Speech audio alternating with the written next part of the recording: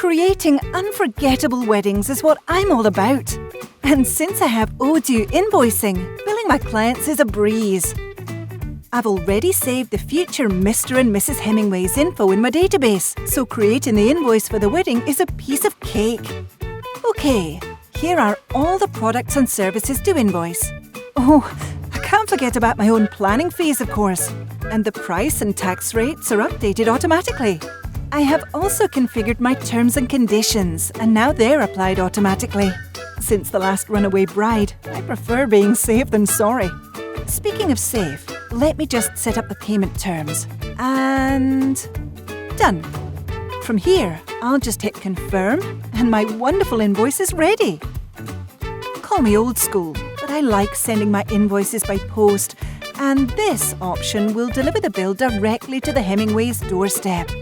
The lovely couple decides to pay online. Let me show you how it looks on their side.